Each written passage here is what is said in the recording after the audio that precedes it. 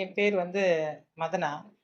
நான் அரசு ஆரம்ப பள்ளி ஆசிரியராக என்னுடைய வாழ்க்கையை நான் தொடங்கியிருந்தேன்.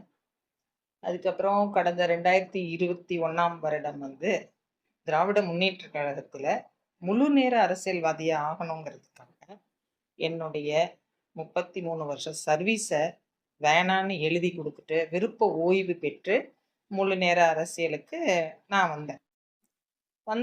இந்த கடந்த ஒரு 6 வருட காலமாக என்னுடைய உழைப்பையும், உண்மைத்தன்மையும், நேர்மையையும் தெரியாதவங்க யாருமே பாக்கி இருந்திருக்க மாட்டாங்க. ஆனா, வெளியிலிருந்து பார்க்கும்போது அரசியல் வேற மாதிரி இருந்தது. ஆனா, ஒரு ஆசிரியரா இருந்த என்ன இந்த உலகுக்கு அறிமுகப்படுத்தியவர் பாவலர் மீனாட்சி சுந்தரம். அவருடைய கூட்டணியில மாநில மகளிர் அணியாவும் நானு இருந்தேன், பணியாற்றியிருக்கேன்.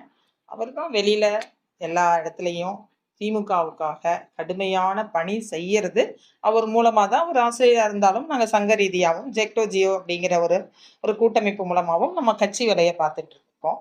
பல டிவி டிபேட்ல உட்காந்து பேசியிருக்கேன், ஆர்ப்பாட்டம் பண்ணியிருக்கேன், போராட்டம் பண்ணியிருக்கேன், ஜெயிலுக்கு போயிருக்கேன். எல்லாமே திமுகவுக்காக தான். எத்தனையோ உறவினர்கள் அதிமுகவில் கல்வி அமைச்சரா கூட இருந்த போதிலும் கூட அவங்களுடைய அழைப்பை ஏற்று நான் எந்த கட்சிக்கும் மாறவே இல்லை. அவங்க எல்லாருமே, ஒரு சில பேர், அவர்களுக்கு அப்பாற்பட்ட ஒரு சில பேர் என்னை மிரட்டும் போதும் கூட எந்த மிரட்டலுக்கும் நான் அடிபணியாமல் திராவிட முன்னேற்ற கழகத்துல தான் பயணிச்சேன். ஏன்னா நமக்கு தெரிஞ்சது எல்லாமே கலைஞர், கருப்பு சிவப்பு, இதுதானே தவிர வேற யாருமே கீழே இருக்கிறவங்க யாரையுமே நம்ம மைண்ட் பண்ணிக்கிறதே இல்லை. என்ன காரணம்னா, நான் 30 வருட காலமாக ஆசிரியரா இருந்து பார்த்த திமுக வேற. திமுகக்குள்ளார உள்ளுக்குள்ள வந்த பிறகு சுத்திலும் இருக்கிற அந்த சர்வைவல் பார்க்கும்போது முற்றிலும் வேறாக இருந்தது. நாம் நினைக்கிறது ஒன்றா இருக்கும், நாம் அனுபவிக்கிறது ஒன்றா இருக்கும். திமுகவில் பெண்களுக்கான ஆட்சி, சுயமரியாதை பெண்களுக்கு நிறைந்த இந்த ஆட்சி அப்படிங்கிறது தான் எனக்கு தெரிஞ்சது. ஆனால் நான் வாழ்ந்த வாழ்க்கையில் இந்த 6 வருட கால அந்த பயணிப்பில் பார்த்தீங்கன்னாக்கா, முதலாவதாக என்னுடைய மரியாதைக்கு உத்தரவாதம் கிடையாது. அதுக்கப்புறம் மரியாதை, சுயமரியாதை, இது எதுக்குமே எனக்கு உத்தரவாதம் இல்லை. அதாவதுங்க, பெண்கள் சமுதாயத்தில் வெளியில் வர்றதே, முதல்ல குடும்பத்தோட்டு வெளியில் வர்றதே பெரிய விஷயமா இருக்குது. அப்படி வாரவங்களில் நல்ல பெண்களும் வருவாங்க, சில நேரம் வேறு மாதிரி பெண்களும் கூட வருவாங்க. அவங்கள இனம் பிரித்து பார்க்கணும், எல்லாத்தையும் ஒரே பார்வையில் பார்க்கக்கூடாது. என்னுடைய நேர்மைக்கு உத்தரவாதம் என்ன இருக்குது?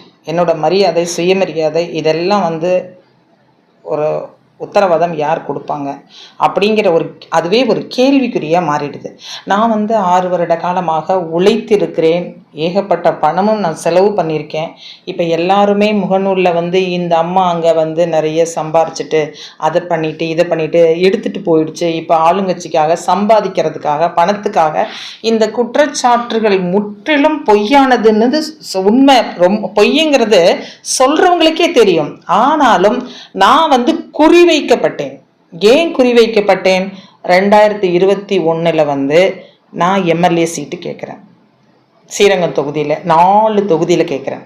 இப்போ நடந்த 26ஆம் நான் எம்எல்ஏவுக்கு சீட்டு கேட்குறேன். அப்போது ஒரு பெண்ணாக என்னை, என்னுடைய உழைப்பின் மீது ஒரு நம்பிக்கை வைத்து அமைச்சர் எனக்கு ஒரு பதவியை கொடுத்துருக்காங்க. அதை வச்சு நான் என்னுடைய திறமையின் மேலே நான் மேலே வந்தது யாருக்குமே பொறுக்கலை. இந்த பொறுக்காதவங்க என்ன செய்கிறாங்க அப்படின்னா, சில மகளிர்களையும் கையில் எடுத்துக்கிறாங்க. இந்த பெண்கள் எப்போவுமே என்னைக்கு நீங்கள்லாம் சுயமாக யோசித்து நல்லது கெட்டதை தீர்மானம் பண்ணி பிரித்து நீங்கள் பார்க்குறீங்களோ அன்னைக்கு தான் இந்த நாடே விடுதலை ஆகுங்கிற மாதிரி நான் சொல்கிறேன். எல்லா பெண்களும் யாராவது ஏதாவது ஒருத்தவங்க சொல்கிறது தான் நம்புகிறாங்க, கேட்குறாங்க. அது இங்கே நிறையவே இருக்குது. அதனால எனக்கு என்ன பாதிப்பு அப்படின்னா, தனி மனித தாக்குதல், என்னை அவதூறா பேசுறது, 2வது என்னுடைய கண்ணியத்தை பதம் பார்க்கறது, நேர்மைக்கு விலை பேசுறது, இந்த மாதிரியான அடுக்கடுக்கான சோதனைகளும் எனக்கு வந்த போதிலும் அதெல்லாம் நான் ஜெயிச்சு சாதனைகள் நான் பண்ணியிருக்கேன். அதனால தான் நான் அவ்வளோ நாளாக தாக்கு பிடிச்சிட்டு இருக்கேன். சரி, இப்போ வந்து கழகம் தோத்து போய் இந்த மாதிரியான ஒரு சுச்சுவேஷன்ல இன்னும் முழு வீச்சா நம்ம உழைக்கணும் வேகமா அப்படின்னு நம்ம நினைச்சா அப்ப கூட நான் அந்த இடத்துல இருக்கக்கூடாதுன்னு சில பேர்களுடைய வஞ்சகமான சூழ்ச்சிகளால சிக்கொண்டு நான் சிதறி போனது உண்மையான உண்மை. எனக்கு கடுமையான மன உளைச்சலை தர்றது, அவமானப்படுத்துறது, அசிங்கப்படுத்துறது, அவதூறா பேசுறது, முதல்ல இந்த சமுதாய பெண்கள் மீது என்ன முதல்ல நீங்க குற்றச்சாட்டு வைக்கிறீங்க? ஆண்களாக இருந்தா வேற மாதிரி குற்றச்சாட்டு பண்றது, பெண்களாக இருந்தா இல்லாத ஒரு கதையை அப்படி புனையறது. எங்கிருந்து உங்களுக்கு இந்த தைரியம் வருது? உங்களையெல்லாம் அடக்கிறதுக்கு ஆளே இல்லையா? இதெல்லாம் வந்து திமுக தலைமை வந்து உடனுக்குடன் கண்டுபிடிச்சு கண்டிச்சிருந்தா கட்டாயம் எங்களை மாதிரி பெண்கள்லாம் வெளியில போயிருந்திருக்க வாய்ப்பே கிடையாது. ஏன்னா நாங்கெல்லாம் உண்மையா உணர்வா உயிருக்குயிரா நேசிச்ச ஒரு கட்சி கழகம். ஆனால் எங்க நான் இருந்தனோ அந்த இடத்திற்கு உண்மையாகவும் நேர்மையாகவும் இருக்கேன் அப்படிங்கிறத உறுதியா சொல்லிக்கிறேன், சவாலா கேட்கிறேன். அந்த மாதிரி நான் உண்மையா இல்லை, பணத்தை சம்பாதிக்கிறதுக்காக நான் தாவேக்காக்கு போனேன், இல்லை தவறான நான் பெண்மணி அப்படின்னு ஒருத்தர் ப்ரூஃப் பண்ண முடியுமா அப்படிங்கிறத நான் சவாலா கேட்கிறேன். வாங்க மேடையில வச்சு விவாதிப்போம், என்ன காரணத்தினால. அப்புறம் இன்னொரு முக்கியமான விஷயம் என்ன சொல்றேன்னா, இந்த முகநூல்ல என்னை தவறாக பேசியவர்கள் எல்லாமே எனக்கு யாருன்னே தெரியாது, எல்லாம் வேற வேற ஊர்ல இருக்கிறவங்க. அதனாலதான் நானும் கொஞ்சம் அமைதியா இருந்தேன். கடைசியா பார்த்தா இங்க இருப்பவர்களாலேயே தூண்டிவிடப்பட்டு தான் அந்த ஊர்ல இருக்கிறவங்க எல்லாத்தையும் பேசியிருக்காங்கிறது எனக்கு இப்ப கண்டுபிடிச்சிட்டேன். அதற்கான ஆதாரங்களை திரட்டிட்டு இருக்கேன்.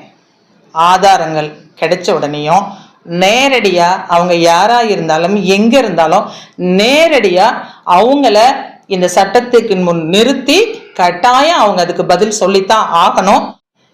அதாவது அதுக்கு முன்னாடி ஒரு விஷயம் நான் சொல்லிக்கிறது என்னன்னா, சட்டங்கள் வந்து பெண்களுக்கு இன்னும் கூட பயன்படுத்துகிற அளவுக்கு மிக எளிமையாக இல்லைன்னு நான் சொல்லுவேன்.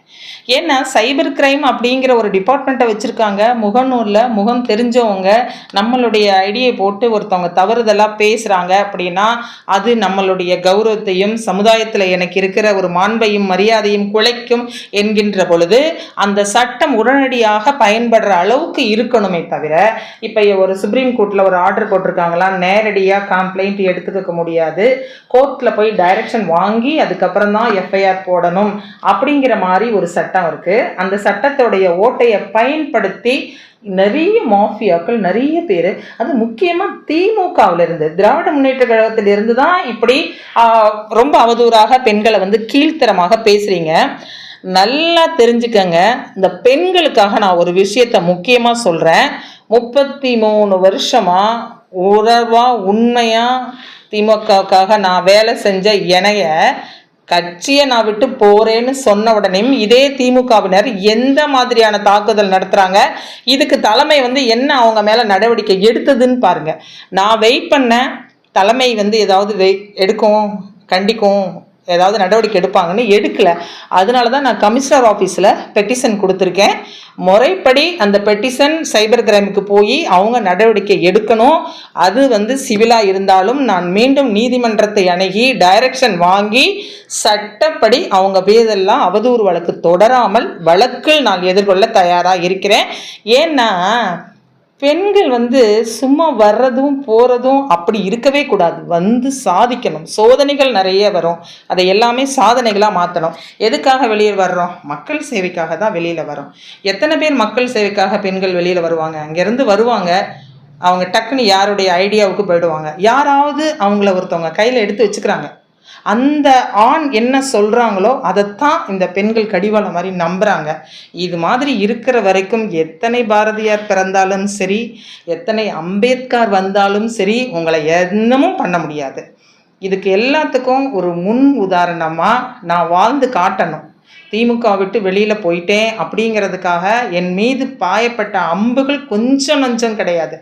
நான் ஒரு குடும்பத்தில் இருக்கேன், எனக்கு பிள்ளைங்க இருக்குது, எங்கள் குழந்தைங்களோட ஃப்யூச்சர் இருக்குது. அதுக்காக 33 வருஷம் நான் வேலை செஞ்சதுக்கு ஏதாவது கூலி போட்டு கொடுத்துருக்கீங்களா, சம்பளம் போட்டு கொடுத்துருக்கீங்களா? நான் வெளியில் போகிறேங்கிறதுக்காக நீங்கள் கொடுக்குற சன்மானம், பதிலுக்கு சன்மானம் இதுதானாங்கிறத நான் வேதனையோடு கேட்டுக்கிறேன். இப்போ என்னுடைய உதாரணம், நான் இப்படி ஆயிட்டா இனி என்னை தொடர்ந்து எந்த பெண்களுமே அரசியலுக்கு வரவே மாட்டாங்க. அப்படி இல்லாமல், அப்படி அல்ல, பெண்கள் எதையுமே எதிர்நோக்கக்கூடிய தைரியமும் திராணியும் இருக்கணும். அப்பத்தான் இந்த சமுதாயம் கட்டாயம் முன்னேறும். ஏனென்றால் ஒரு சமுதாயத்தினுடைய கண்களே பெண்கள் தான். வீட்டின் நாட்டின் பெண்கள் வீட்டு பெண்கள் நாட்டுடைய கண்கள்னு நம்ம சொல்லியிருக்கோம். பெண்கள் நாட்டின் கண்கள்னு சொல்கிற அந்த வார்த்தைக்கு தகுந்த மாதிரி நம்முடைய நேர்மையான பணிகள் மூலம் இந்த சமுதாயத்தை முன்னேற்றணும்னா, நான் ஒரு தவறான உதாரணமாக ஆயிடக்கூடாதுங்கிறதுனால தான் நான் இந்த மாதிரி களத்தில் இறங்கியிருக்கேன். கட்டாயம் குற்றவாளிகளை கூண்டில் நிறுத்துவேன், அவங்களுக்கு தண்டனை வாங்கி தருவேன். இதை பார்த்து நிறைய பெண்கள் தைரியமாக அரசியலுக்கு வருவாங்க. நான் ஏன் தாவேக்கால சேர்ந்தேன் அப்படிங்கிறதுக்கு ஒரு உண்மையான காரணம் என்ன அப்படின்னா, இங்கே என்னென்னமோ கொட்டி கொடுத்தீங்க, அதே மாதிரி நான் அங்கே போய் சம்பாதிக்கிறதுக்கு. என் கேள்வி இந்த ஒரே ஒரு கேள்வி, என்ன நான் வாங்கிக்கிட்டேன் அதே மாதிரி அங்கே வாங்கிறதுக்கு போகிறது கிடையாது. உள்ளன்போடு நான் செலவு தான் பண்ணியிருக்கேன், ஆசையாக நான் பண்ணியிருக்கேன். எந்த எதிர்பார்ப்பும் இல்லாமல் என்னுடைய திறமையை நான் வெளிக்கொண்டு வரணும்னு தான் நான் பண்ணியிருக்கேன். அதே போல் யாரும் தூண்டலை, நீங்கள் செலவு பண்ணுங்கன்னு யாரும் தூண்டலை, நானாக தான் பண்ணியிருக்கேன். என்னோட அரசு பள்ளி ஆசிரியருடைய சம்பளமே எனக்கு இன்றைக்கி நான் வேலையில் இருந்தால் 1.5 லட்சம். நான் வேலையை விடும்போது 1.25 லட்சம் சம்பளம். அவ்வளோ பெரிய தொகையை நான் விட்டுட்டு வந்திருக்கேன். எதிர்காலத்தில் வரப்போகிற சம்பளமே எனக்கு லாஸ் கணக்கு தான். அப்படி இருக்கும்போது பணத்துக்காக இதெல்லாம் ஒரு பக்கம் ஓரங்கட்டி வைக்கலாம். ஒரு பெண்ணை எந்த மாதிரியான வார்த்தைகளை சொன்னால் அவளை தாக்குதல் பண்ணி நிலை குலைய செய்யலாம் அப்படிங்கிறவன் ஒரு மூளை எப்படியாப்பட்டதுன்னா, இந்த சமுதாயத்தையே கொச்சைப்படுத்துறது அவனுடைய பிறப்பாகத்தான் இருக்க முடியும். பெண்களை இந்த அளவு இழிவாக பேசக்கூடியவன் இந்த சமுதாயத்திலிருந்தே அப்புறப்படுத்த விட வேண்டியவர். இவர்கள் எல்லாரும் திமுக என்கின்ற போர்வேல். திமுக தலைவர் ஒன்றும் உங்களை அப்படி சொல்லலை. அவர் எந்த இடத்துலையுமே உங்களை தாழ்ந்து போய் அவர் பேசினதில்லை, பேசவும் சொல்லலை. ஆனால் நீங்களா பேசி திமுகவுக்கும் திமுக தலைமைக்கும் கெட்ட பெயரை உண்டாக்குகிறீர்கள். உங்களை எல்லாம் அடையாளம் கண்டுபிடித்து கூண்டில் ஏற்றுவது தான் என் போன்ற பெண்களுக்கு வேலையே. எல்லா பெண்கள் மாதிரி நான் இருக்க மாட்டேன். குற்றம் செய்வர்கள் தப்பிக்கவே முடியாது. அது தாவேக்காவுக்கு ஏன் போனேன் அப்படிங்கிற பாயிண்ட்டுக்கு நான் வரேன். தாவேக்காவுக்கு ஏன் போனேன் அப்படின்னா, இப்போ திமுக விட்டு வெளியில் வரேன், என்னை இவ்வளோ தூரம் பேசுகிறீங்க, என்னை நம்பி வந்த எத்தனையோ பெண்கள் இருக்காங்க, அவங்களுக்கு நான் ஒரு தவறான உதாரணமாக போயிடக்கூடாது, நமக்கு ஒரு பின்பலம் வேணும் அப்படிங்கிறதுக்காகத்தான் அது அரசியல் தாவேக்காவுக்கு போனேன். நான் கேட்குறேன் ஒரே ஒரு வார்த்தை, எனக்கு இந்த தமிழக அரசியலில் மிகப்பெரிய ஆதங்கம் என்னென்னா, நீதி கட்சியிலேருந்து ஆரம்பித்து காங்கிரஸ் ஆண்டது, அதன் பிறகு அண்ணா திராவிட முன்னேற்ற கழகம் ஆண்டது, அதன் பிறகு திமுக ஆண்டது. ஏன் இன்னைக்கு புதுசாக வந்த ஒருத்தர் ஆண்டுட்டு போகட்டுமே 5 வருஷம், எப்படி தான் ஆட்சி செய்கிறாருன்னு பாருங்களேன். எல்லாமே மக்கள் பணிக்காக தானே வந்தீங்க, அவரும் மக்கள் பணியை செய்யட்டுமே, அவர் எப்படி செய்கிறாருன்னு பாருங்களேன். ஏன் உங்களுக்கு அதுக்குள்ளே அவ்வளோ அவசரம், இவ்வளோ காழ்ப்புணர்ச்சி? ஒரு ஆள் கூட அதை விட்டு கட்சியை விட்டு போகக்கூடாதுன்னு அவங்கள ஏன் கடுமையாக இப்படியெல்லாம் தாக்குறீங்க? ஏன் இப்படி பயமுறுத்துறீங்க? ஏன் மிரட்டல் விடுறீங்க? ஏன் பொய் பித்தலாட்டம் பேசி அவதூறு பரப்புறீங்க? இதிலிருந்து தெரியலையா உங்களுடைய எல்லாமே நேர்மை இல்லாதது அப்படிங்கிறது? இதுவே ஒரு பெரிய உதாரணம். இதோட நான் நிப்பாட்டுறேன். நான் மறுபடியும் என்னை சீண்ட நான் எல்லாமே பேச ஆரம்பிச்சிருவேன். நான் பயணித்தது, நான் இருந்த ஒரு இடத்த ஒரு நாளும் நான் பேச மாட்டேன்றதுனால இதோட நான் நிப்பாட்டிக்கிறேன். உங்களை மாதிரி கீழ்த்தரமான ஆட்களால் தான் எங்களை மாதிரி ஆளுங்க இப்படி வெளியில் பேசுகிற மாதிரி ஒரு நிலைமையை உருவாக்குறீங்க. தயவுசெய்து பெண்களை, நீங்கள் யாருமே பயப்படக்கூடாது. வாங்க, ஒன்றா சேர்ந்து நாம் பயணிப்போம், மக்கள் பணியை சேர்ந்து செய்வோம்.